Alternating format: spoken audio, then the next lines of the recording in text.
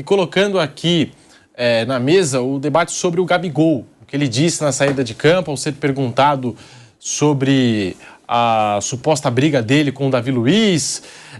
Também foi questionado sobre o jogo ser uma virada de chave do time, como no ano passado, quando eliminou o Atlético Mineiro, acabou campeão da Copa do Brasil. O Gabigol ficou irritado com a pergunta. A gente tem aqui as aspas de Gabriel Barbosa. O Gabigol, atacante do Flamengo, marcou o gol decisivo que sacramentou a classificação do rubro-negro ontem contra o Fluminense. E nós temos aqui as aspas do Gabigol. Acho que o trabalho tem que ser feito desde os treinos, desde o ninho. Tem muita gente que fala muita merda, né? Ele falou, acho que vocês da imprensa criam algumas coisas e a torcida vem para o Maracanã com um pouco de má intenção com os jogadores. Isso nunca aconteceu aqui no clube desde a época do Diego, do Arão. Temos problemas da gente com vocês da imprensa. Vocês criam coisa na cabeça do torcedor, criam coisa dentro do clube. Vocês da imprensa tentam colocar. O Flamengo é o nosso amor. O Flamengo não é Big Brother, com câmera, fofoquinha. É um grande time, é o maior do Brasil, com jogadores de futebol atrás do sonho próprio e do clube. Os resultados estavam acontecendo, só que não é igual a pão que entra a massa e sai pronto. O Sampaoli tem o DNA do Flamengo, o jeito do Flamengo. Parece que está aqui há anos.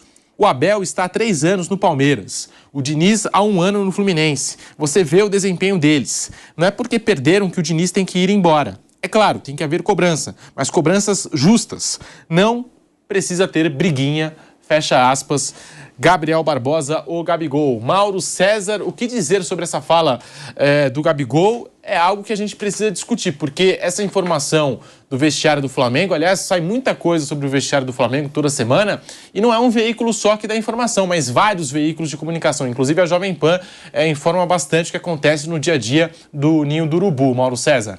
Bem, primeiro assim, eu entendo que o Gabigol está ali meio que no papel dele, né? Ele está tentando, no momento de vitória, tirar os holofotes de cima dele e dos demais jogadores, dos problemas que existam lá dentro, que foram amplamente discutidos ao longo da última semana.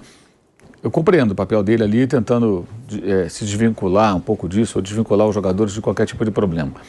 Mas a gente tem que entender o seguinte, primeiro, é óbvio que na imprensa tem maus jornalistas, veículos com credibilidade, veículos sem credibilidade. Até nós, jornalistas, somos vítimas disso. Essa semana eu encontrei em 2 sites picaretas declarações atribuídas a mim, de comentários, feitos aqui na Jovem Pan, em outros espaços onde trabalho, que eu nunca falei, coisa que eu não disse. Aí até o empresário de um jogador deu print e mandou, poxa, Mauro, você falou isso? Foi até uma coisa na boa, assim, foi até educado. Se apresentou, eu sou fulano de tal, sou empresário de jogador. Eu nunca falei isso, cara. Aí, onde você viu isso? Mandou o print. Aí ele mandou o link. Eu falei, pô, você acredita nesse site, amigo? Pô, pelo amor de Deus. Um site picareta, que pega o que você fala, o que ele fala, o que o outro fala, junta tudo e faz. Jornalista comenta, não sei o quê. Jornalista não disse nada disso, nada disso.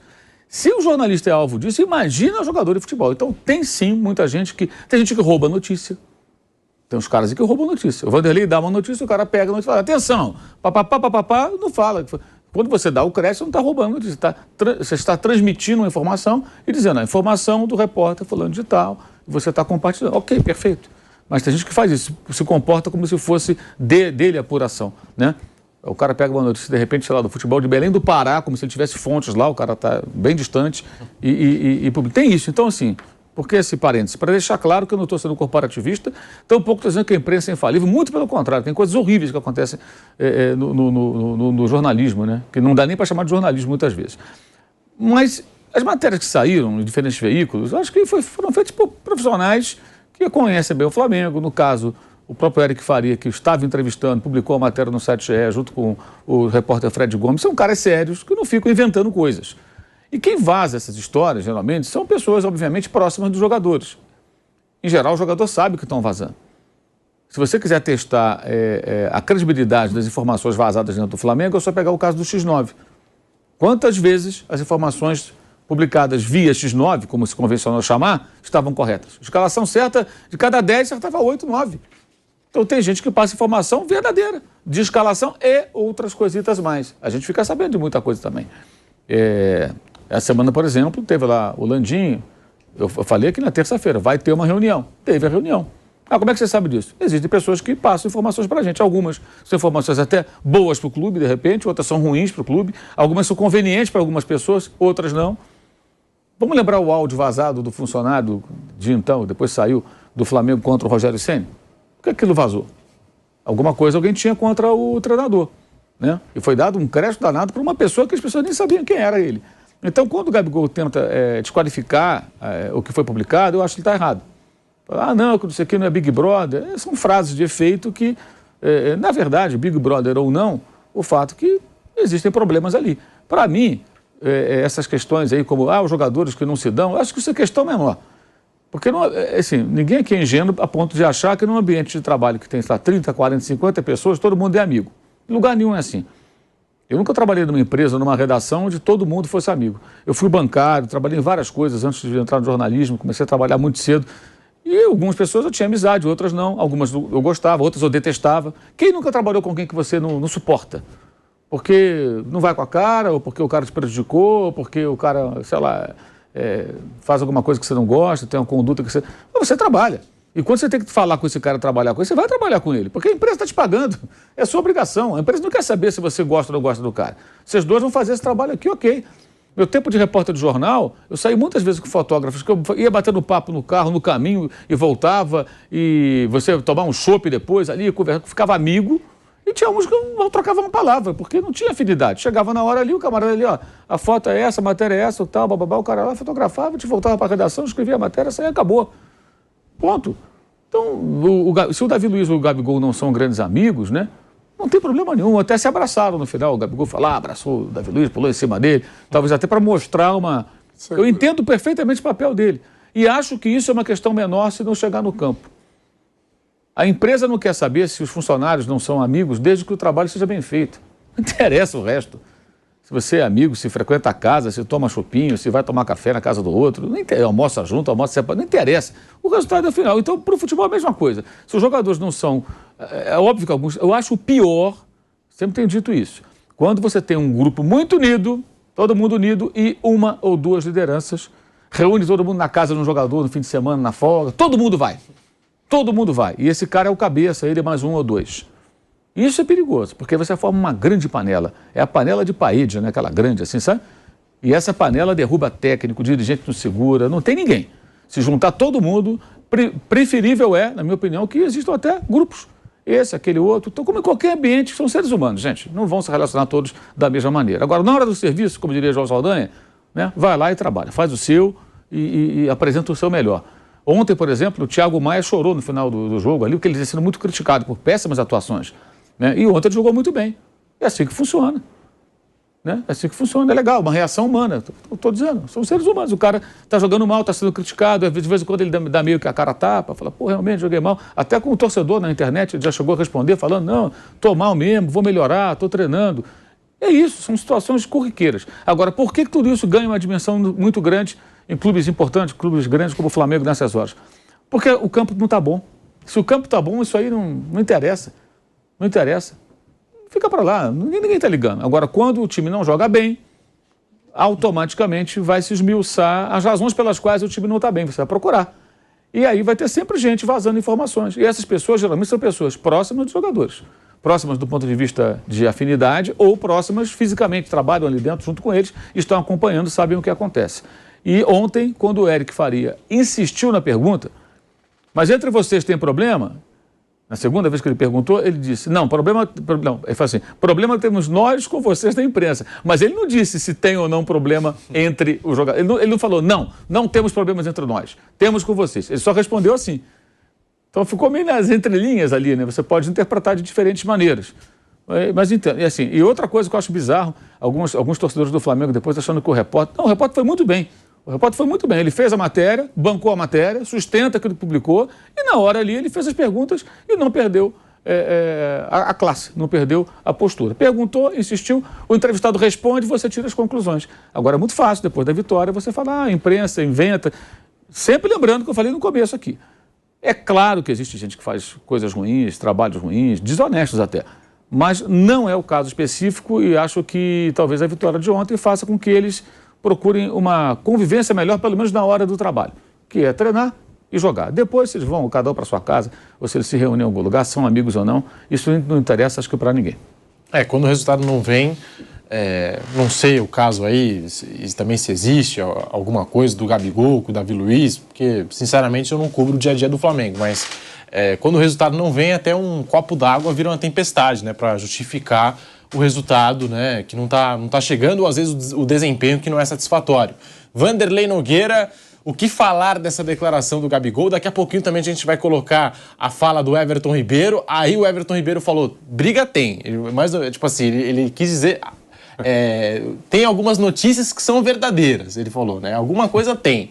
Mas que o grupo, enfim, deixa isso de lado quando entra em campo. Daqui a pouquinho a gente vai colocar também essa fala do Everton Ribeiro. Mas falando especificamente do Gabigol, que o Flamengo não é Big Brother, o que você pensa, Vanderlei Nogueira? Bom, eu não sabia que tinha sido o Eric que fez a pergunta, né? Eu só queria lembrar que teve, nesse momento, nesse choque aí, muito daquilo que se fazia recuando um pouquinho no tempo. Aqueles que estão mais, digamos assim, vivendo os nossos dias, sabem que esse tipo de entrevista inexiste no futebol de hoje. Inexiste. A pergunta que o repórter fez e que provocou esse tipo de resposta. Achei demais. Achei muito legal a pergunta do repórter e o direito do jogador responder da maneira que ele respondeu. Muito legal. Saiu daquela doçura, daquela chapa branca, o estilo de pergunta. E a resposta também. Não foi o modismo que nós estamos vivendo nos últimos tempos. Foi muito legal, achei boa resposta, boa pergunta, e evidentemente que deve ter acontecido alguma coisa, deve ter um ambiente um pouco mais, digamos assim, agitado, aquecido, porque não é só um veículo de imprensa, um só profissional que dá a notícia. São vários que têm essa sensação ou essa informação. Eu acho que, eu concordo que não vivemos dias assim de muita honestidade na realização do trabalho, lamentavelmente, como em qualquer função. Mas os profissionais envolvidos têm um negócio chamado credibilidade sobre a mesa. É muito importante que eles considerem isso uma coisa muito valiosa, uma grande herança que eles carregam. Então, eu acredito nesses profissionais. Trabalham em empresas importantes, não vão criar em troca de alguma coisa mais, digamos assim, clique, foi citado aqui. Esses citados e aqueles que estão acompanhando o Flamengo. Acompanhando o Flamengo. Eu acho que o fato de acompanhar o Flamengo é um status profissional muito importante. Né? Lá no Nogueirópolis, por exemplo, a gente coloca pessoas inexperientes. Eu vejo lá os repórteres que eles até criam, o presidente vai contratar o Messi. É chute desse cara. Entendeu? Ele quer fazer uma média com o presidente do Nogueirópolis, mas é chute. Mas os outros de grandes clubes, eu não vejo que tenham interesse de criar alguma coisa. Que recebem informações e eles estão levando, depois de alguma checagem, levando. Deve ter acontecido, mas o Flamengo tem que pensar em resolver os seus problemas dentro de campo. Nós temos exemplos importantes, recuando um pouquinho no tempo também, de times que não eram verdadeiros irmãos em campo e eram eficientes. O Vampeta conta episódios todos os dias para nós sobre isso. Os caras se esmurravam e dentro do campo eles ganhavam jogos importantes, dividiam premiações, eram carregados nos ombros, erguiam troféus, então, sem ter necessidade de se beijarem. Agora, se tiver uma amizade legal, bacana, uma convivência simpática, um companheirismo, parceiros, eu acho maravilhoso, porque a gente tem que deixar muito claro, ninguém prega a inimizade, tem que mostrar trabalho, é verdade. Mas é bom também pregar a boa relação. O fato... Eu, por exemplo, imaginei que não suportaria o Piperno. Agora eu amo o Piperno. Que confissão que me deixa feliz. Passava o Piperno. Impressionante. Amor, Ei, Mauro, não é verdade? Quer dizer, a gente muda. O coração fica tocado. Que beleza. Mas é isso, que você tivesse daqui a pouco vai sair uma lágrima aqui do meu olho. Eu imaginava o Vanderlei com o coração peludo. Parabéns. Que coisa linda, hein? Sexta-feira. Uma declaração de amor. Legal, acho que a gente podia dar as mãos aqui. Nós. Aí não, aí já vira O Pilhado não está no programa, mas temos declarações de amor. Mas ele é O amor o vive. tubarão do Caribe. Mesmo sem pilhado na bancada. Com o Pilhado. Como é que é? Olha o Bruno. Por incrível que pareça. Então, É pouco, hein? isso é um esforço de reportagem. Mas ontem, né? Ontem à noite no Canelado, a gente estava até falando sobre isso. E aí eu citei um exemplo do melhor Palmeiras que eu vi, né? De 93, 94. Onde, aliás, os caras quebravam o pau toda hora, e o seu pai contou uma história maravilhosa que o César Sampaio contou aqui. Então não é fofoca nossa, o César Sampaio contou essa história aqui. Um dia lá que o Antônio Carlos, saco na lua lá com Edmundo, resolveu dar uns petelecos do Edmundo lá no vestiário, né? Aí pega lá o Edmundo e tal, né? E a turma do deixa disso, o Antônio Carlos tá batendo Edmundo, corre, alguém chega. Corre, mas também não vamos dar pressa, né? Quer dizer, é normal isso. Então, acho que o Eric, o repórter competente como ele fez mais uma vez o trabalho dele de forma como tem que ser feito mesmo. Até a gente falou sobre isso ontem à noite. Parabéns para ele. O jogador respondeu o que bem entende e segue o jogo. Quer dizer, não tem nada de muito sensacional nisso. Não é a primeira vez, não vai ser a última. Agora, eu me solidarizo, então, mais uma vez com o Dorival Júnior, que, puxa vida, antes os problemas dele eram falar, por exemplo, sobre Gabigol e Pedro. Agora os caras enchem a paciência dele por causa do Luciano, né?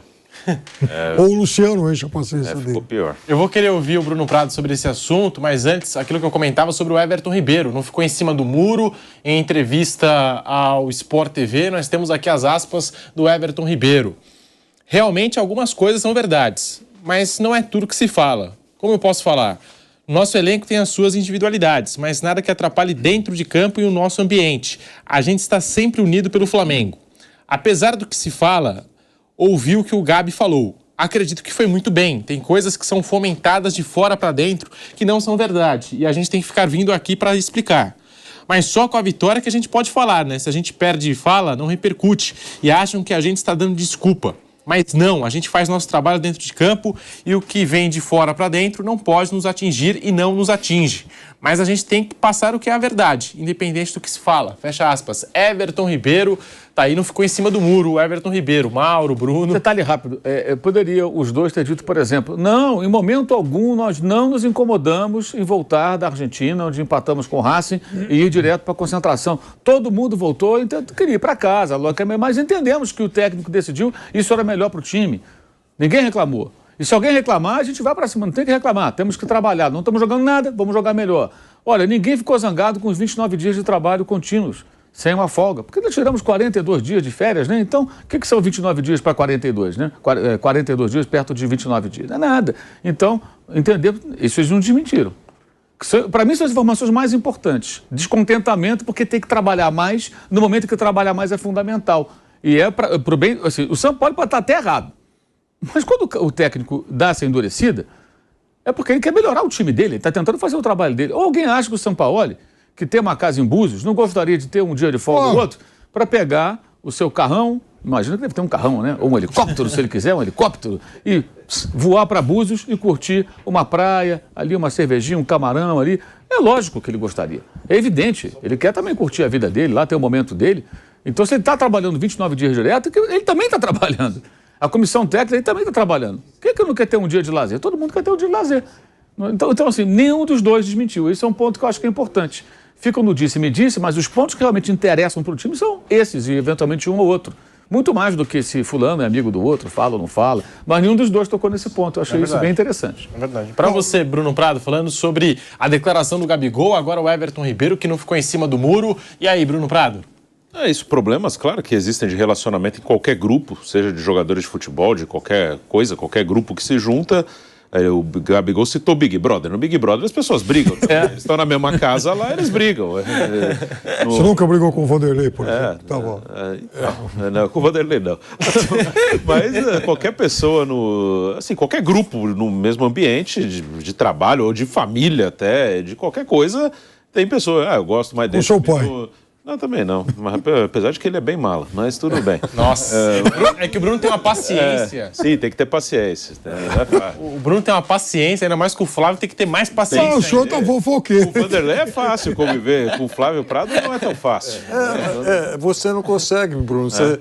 Eu consigo manter distância. Sim. Mas você não consegue. É verdade, é verdade. É fácil conviver tranquilo. Com o Pilhada, não, mas a gente tem que. Pilhada é gente boa, é meu amigo. Mas não é fácil. Mas sobre assim, o grupo, sobre qualquer grupo, tem um cara, me dou melhor com esse, não me dou. Às vezes não é nem que não gosta do outro, às vezes é porque, sei lá, com o outro você pensa parecido, tem conversas mais próximas, tem conversas que aproximam, gostam das mesmas coisas. Então é normal isso. E ano passado, com esse mesmo elenco, o Flamengo foi campeão. Isso não necessariamente vai atrapalhar o desempenho do time. Falam do Gabigol e do Davi Luiz. Ano passado, os dois estavam no mesmo time. Vamos supor que os dois realmente não se deem tão bem, não sei. Mas ano passado foi campeão com os dois jogando ali. O Davi Luiz estava jogando, o Gabigol jogando, o Flamengo foi campeão. O Vampeta conta aqui que o Rincon com o Marcelinho e Edilson, ele é pra cima às vezes lá. O Marcelinho e o Luxemburgo, todo mundo sabe que não eram grandes amigos, né? E foram campeões juntos também nesse mesmo Corinthians que o Vampeta participou. Então isso é normal. Aí, com relação à imprensa, né? Aí eu entendo uma coisa, né? Não o Gabigol. O Gabigol, ele defende o dele e ok. Mas até em relação ao público, eu entendo que é um momento hoje muito difícil de diferenciar quem trabalha sério e quem não trabalha. E claro que sempre existiram profissionais bons e ruins. Mas hoje, nesse momento de rede social, está cada vez mais difícil de distinguir. Porque a rede social, ela meio que tira a importância de quem está falando.